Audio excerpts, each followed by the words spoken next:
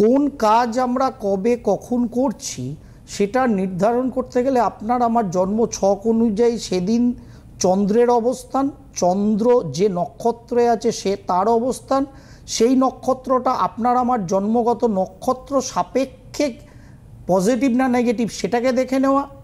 এবার কোন টাইমে কোনো দিন কর্মটা করব, কি ধরনের কর্ম করব, সেইটা বুঝে সেই ধরনের হোরা নির্ণয় করতে হয়।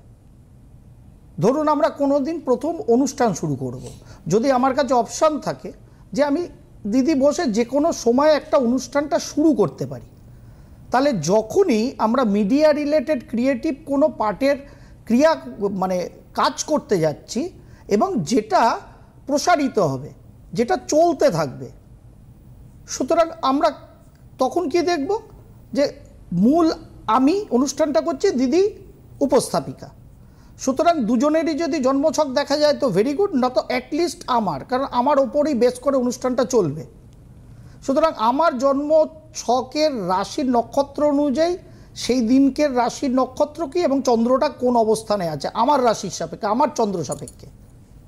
সঙ্গে এই যে কর্মটা আমরা মিডিয়া রিলেটেড ফিল্ডে করতে যাচ্ছি, কিসের কর্ম? অ্যাস্ট্রোলজি ইনক্লুডিং মিডিয়া ফিল্ডে সেটা যাবে। নট দ্যাট বাড়ির অ্যাস্ট্রোলজিক্যাল আমি কোনো ক্লাস নিতে যাচ্ছি ঘেরা ঘরের মধ্যে, না, অ্যাস্ট্রোলজিক্যাল অনুষ্ঠান করছি কিন্তু সেটা মিডিয়া রিলেটেড জায়গায়, লাইভ হোক আর রেকর্ডিং হোক, সেরকম জায়গায় যাবে। সুতরাং এখানে গ্রহ কাকে পাচ্ছি? বাই ডিফল্ট বুধকে। সুতরাং আমাদের টাইমিংটা সেট